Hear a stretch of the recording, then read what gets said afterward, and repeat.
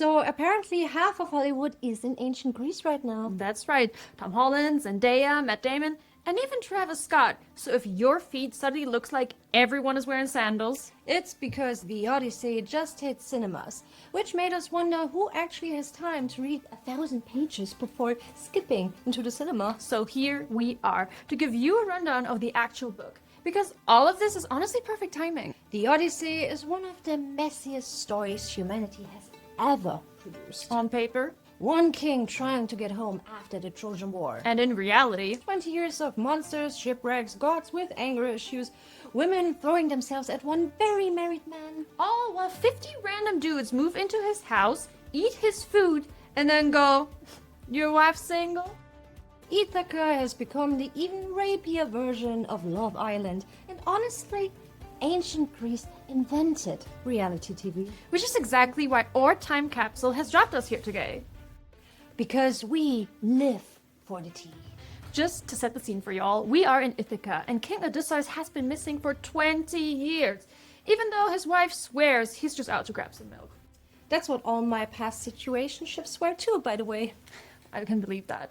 In reality, he spent 10 years fighting the Trojan War, then another 10 trying to get home, which went about as well as every Uber ride I've ever taken after saying, "I'm honestly not that drunk, guys." I'm Claire St. James, and this is Gossiping Through History, where we spill the most outrageous tea on the wildest events of real and imagined past. And I'm just Anna. And today our cup of tea contains heroes running away from sex craving and hypocritical gods, and a lot of people caught in between. One might even go as far and say it's an odyssey through events that make the most outrageous soap opera plot look like every day. I see what you did there. Anyway, Odysseus, aka Matt Damon, has been gone for so long that nobody knows whether he's missing, he's dead, or he's just really committed to avoiding his responsibilities. Back home, Penelope, his wife, or Anne Hathaway, is under siege by suitors who we will just collectively call the Daves. However, she is unable to convey her horror because she recently got her forehead Botox. I'd raise my eyebrows in shock, but I too got Botox the other week. So I get you, Diva. The Daves, we call them, have moved into Odysseus' palace and are devouring his livestock, drinking his wine, flirting with the maids, disrespecting his son, who also happens to be Spider-Man, and pressuring Penelope to choose one of them as her new husband. Which, to me, there's nothing harder than someone saying, "Hey, your son ugly. Wanna try making a new one?" But Penelope is not clowning around. As a woman who has about the same amount of rights as a cow right now, she's been delaying remarriage by saying she must first finish weaving a funeral shroud for Odysseus' father. So, by day, she weaves, and by night, she undoes her day's work. Unfortunately for her, though, one of her servants snitches on her, so the suitors start applying more pressure. Meanwhile, Odysseus' son, Tom Holland, Telemachus, is no longer a child. Athena, goddess of wisdom and longtime Odysseus fangirl, arrives in disguise and basically tells him, "Your house is embarrassing, go find whether the father is alive or not." Enter the sex-craved goddesses, because Athena is playing the long game here. Once a missing married man only becomes a married man, there's one less issue in the way of doing the bedroom Olympics. But Telemachus totally goes for it. Or maybe he's just tired of watching 50 middle-aged men compete in The Bachelorette for his mother. I can't imagine that's great for your mental health. It probably isn't. He doesn't need mommy issues to match the daddy issues he's already got. Anyway, Telemachus gets the hell out of Ithaca to see if Nestor and Menelaus, two old war heroes from Troy, might know where his dad might have gone. There, he also meets Helen, who is Menelaus' girlfriend. Okay, wait. So Nestor and Menelaus make it back home before Odysseus? Yeah. And they fought in the same Trojan War? I mean, I'm not sure how many Trojan Wars there were. It's not in the script, but I assume so. Anything but basic communication, honey. But back to Helen. Because she's no stranger to us. Because Helen happens to be the Helen that ignited the Trojan War to begin with. She just wanted to literally fuck around and find out. And fuck around she did. Oh, yeah, she did. She is the daughter of Zeus and is hot, which ultimately gives her original bombshell status. And when they start trauma dumping about the Trojan War, Helen casually spikes the wine with an Egyptian drug that makes people forget sadness. Well, nothing says hospitality like free drugs, if you may ask me. This is when Menelaus reveals that Odysseus is in fact alive. He just happens to be trapped in Ogygia, the island of the goddess Calypso. How convenient to be stuck on a pretty island that you cannot leave for mysterious reasons. You forgot to mention that Calypso, who owns that island, happens to be really hot and really into Odysseus. Of course. My theory of him just ghosting everyone hardens. She wanted to ride that Trojan horse, if you catch my drift. Of course I do. That would explain why she kept him there for years. Rumor has it that over on that island she's been pining over him so badly that she even offers him immortality and demands that he sees that she is an upgrade to Penelope. But she is literally a goddess? Yeah, she basically has to settle for this dude that washed up on her shore because the gods are having a sudden moment of being so anti-toxic relationships. Which is like Trump deciding that he's a feminist? In any case, they decide Odysseus should finally be released. When Hermes, the godly version of a mail delivery service, delivers the order, Calypso is furious. Duh. Zeus, who signed the order, is her brother, and he is for the streets. Anything that has a pulse, he needs to get under. He is the metaphorical pencil that has been sharpened too many times. But when his sister keeps one married king in a cave, suddenly the patriarchy of Olympus has opinions. I guess that cave was getting a little dusty though, because Calypso eventually caves and lets Odysseus build a raft. And he sails away but forgets about Poseidon. What about him? Well, he happens to hate Odysseus for reasons that we will learn about later. Poseidon is like, get the fuck out of my house, and he wrecks his raft in a storm. The storm is so powerful that it undresses Odysseus, but it's not gay because Poseidon made sure to say no homo after. Regardless, Odysseus washes up naked, exhausted, and crusted in salt on an island where, for once, no one tries to kill him. The next morning, the princess of the island, Nausicaa, and her maids are washing clothes by the river, bathing and playing ball. Luckily for the teenage princess, Odysseus wakes up behind some bushes. Wait. This guy has been gone for 20 years, and he was like at least 20 when he left. So now we have a middle-aged king, butt-ass naked, creeping up on a bunch of teenage girls who have been washing their clothes, meaning that they are not wearing any either? I'm not going to comment on that. If we believe Homer, Odysseus is the total gentleman, keeps his distance, flatters the princess carefully, and asks for help. She gives him clothes, food, and directions to the palace, though she does tell him to enter separately so people don't get the wrong idea. The king and the queen welcome him, and at first Odysseus goes all nonchalant and does not reveal his name. Still, the royals host games and even throw an entire feast for this random naked man who quite literally washed up on their shores, which, I mean, as one does. But when their bard starts to sing about the Trojan War, Odysseus starts bawling. The bard is a true diva though, and does not let one crying stranger stop his show. He simply carries on and starts performing tales about a whole bunch of raunchy scandals involving Sex-crazed gods? Yes, and this apparently rings so many bells with Odysseus that he wipes snot from his nose and reveals his identity. He goes on a full trauma dump in front of his saviors and tells the court the full story of his journey. Now we will dive into a little excursion about everything that happened to Odysseus before he landed on the beach. How they left Troy and his fleet, first raided the Cyclones. They won, but instead of leaving, they got drunk and celebrated. Which, spoiler, was not a good idea. Enemy reinforcements arrived and many men died, effectively turning the party into a funeral.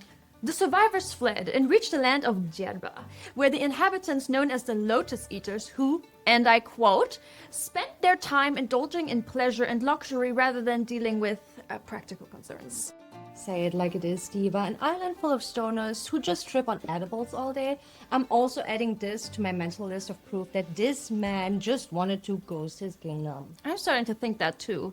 Odysseus' men decided to vibe after fighting in a literal war, which, nothing wrong with that. I kick back for less. I know, darling. While chilling, they lost all desire to leave and go home, and Odysseus literally had to drag them back to the ships.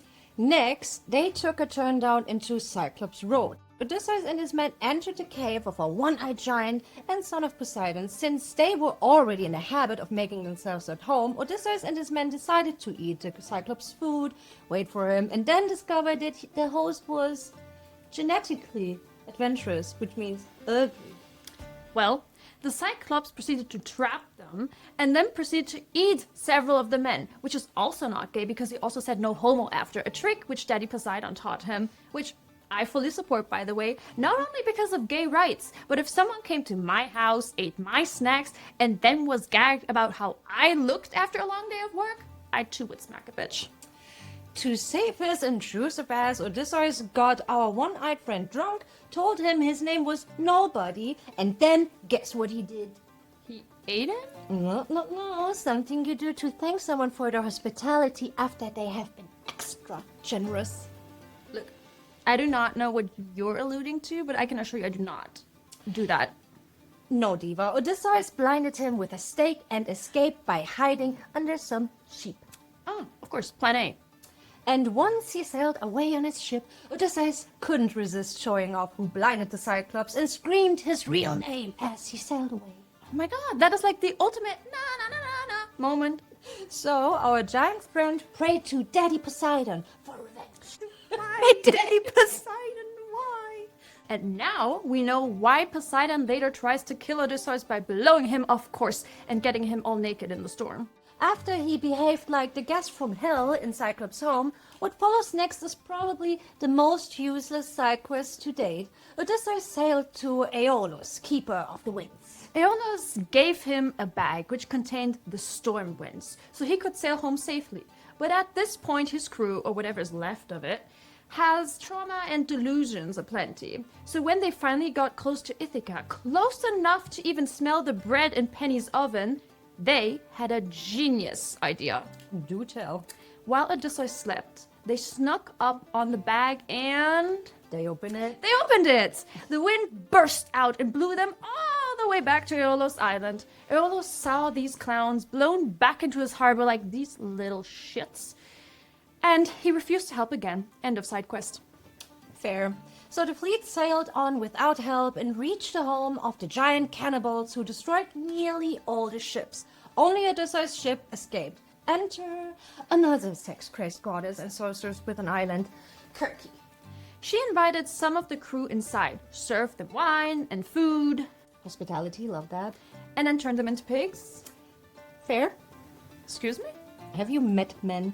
Well, apparently Circe had quite a few of them. Girl had an entire zoo. Until Odysseus walked in. Let me guess. Yep. She wanted him too. At this point, I'm convinced Homer only had one plotline. Definitely. In any case, through a glitch in the Matrix, Hermes showed up and handed Odysseus a magical herb, Molly, to resist Circe's spell and shared how he had to confront her. I love when that happens. So, Odysseus was immune to her magic. Which apparently is incredibly attractive. Ooh, sexy and mysterious. So instead of turning him into a pig, she wanted to sleep with him. Odysseus agreed, but only after making her swear that she wouldn't kill him or, turn him into a filthy animal. At least not that way. To be fair, refusing an immortal goddess who has already turned your friends into livestock wasn't exactly a realistic option. Circe kept her promise though and turned the crew back into humans. Personal clarity really changes people, huh? And then Odysseus and his men stayed on the island for a year. A year? Eventually, the crew staged an intervention and told Odysseus, buddy, it's time to leave. But before he left, Circe gave him one last piece of advice. Let me guess. Therapy? Close? The Underworld. Circe didn't actually know the way home, but she knew someone who did. The blind prophet Tiresias. Only problem? He did. So naturally. She sent Odysseus to the Underworld to ask his ghost for direction. Tiresias basically spoils the rest of the story from here. He tells Odysseus exactly what will be waiting for him on the journey home. The sea god Poseidon won't leave him alone. They'll eventually reach the island of the sun god Helios. And no matter what, nobody is to touch the sacred cattle. Because if they do... Well, the ship will be destroyed, the entire crew will die, Odysseus will eventually make it home alone if he himself even manages to escape. But before leaving, Odysseus also reunites with a few familiar faces, including his mother and his old war buddy Achilles. Odysseus then returns to Circe one last time. This time, she actually gives him the roadmap. First the Sirens, then Scylla and Charybdis, and eventually Helios Island.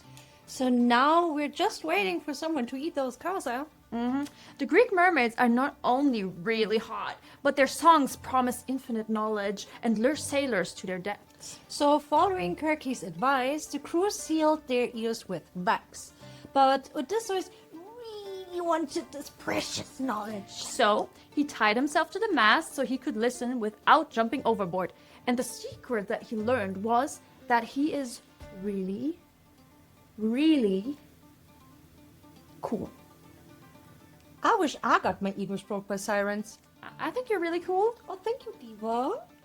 Next, they sailed between Scylla, a six-headed sea monster, and Charybdis, a giant whirlpool.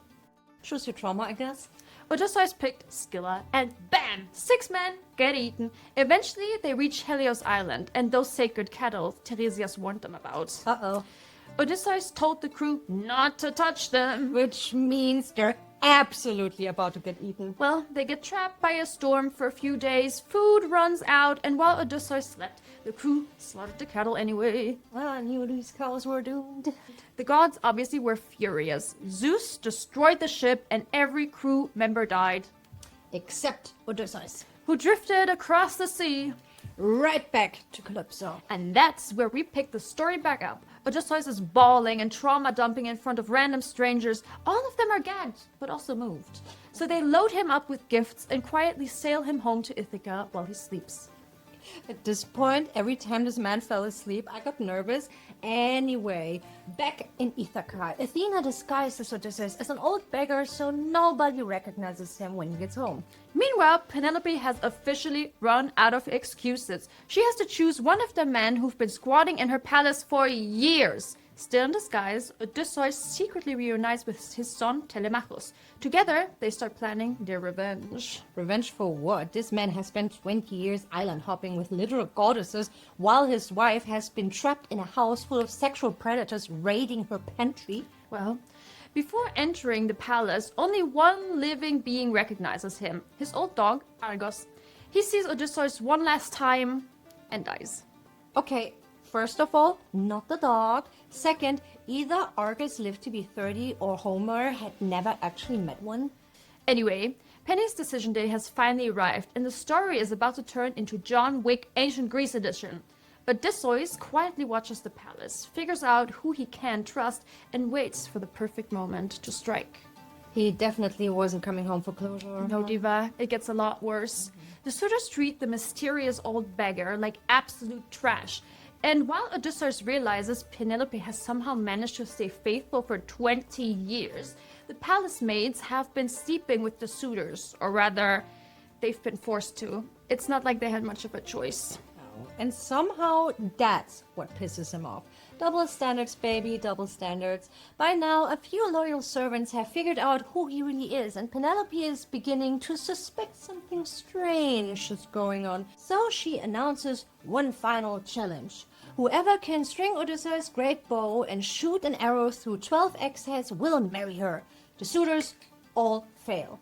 Then the weird old beggar asks for a turn. They laugh, Telemachus insists, Odysseus effortlessly strings the bow, fires the arrow straight through all 12 eggheads, and then turns it on the suitors. This is where ancient Greek family drama turns into a full-on slasher movie. Pretty much. Odysseus, Telemachus, and a handful of loyal servants slaughter every single suitor. The palace ends up covered in blood, and the maids, well, according to Homer, because they had betrayed the household, they are forced to clean up the massacre, and then they're hanged. The patriarchy strikes again, in my opinion. First, they have to clean his mess, and then he slut-shames them. But what about Penny? Well, she still isn't convinced that this old beggar is actually her husband. Wear your sunscreen, folks. So she comes up with one, this time really final, test. She tells the servants to move the wedding bed before they spend the night together. You go, girl. Make him do some home improvement first. Except it's a trick. Odysseus immediately protests because the bed cannot be moved. He built it himself around a living olive tree. That's an aggressively permanent piece of furniture, if you ask me. But that's exactly how Penelope knows it's really him. They finally reunite. Athena, who probably lost interest the moment she saw his crusty ass, stretches the night so they have more time together to catch up. Sure, honey. The next morning, the families of the dead suitors prepare for revenge. Again. Luckily, Athena steps in before ancient Greece can start another civil war and finally forces everyone to make peace. And that's the Odyssey. One man trying to get home, One woman carrying an entire kingdom on her back. and enough family drama to make reality TV look emotionally stable. Since the movie literally came out today, we have absolutely no idea how faithful it is. For reasons we're still investigating, neither we nor our 3 subscribers were invited to the premiere. I'm calling misogyny. So, if you've already seen The Odyssey, let us know in the comments. How close did Nolan stay to Homer? Did he spill the tea? Or did they rewrite it? But our time capsule is ready for its next stop. We just need a destination. Where or when should we go next?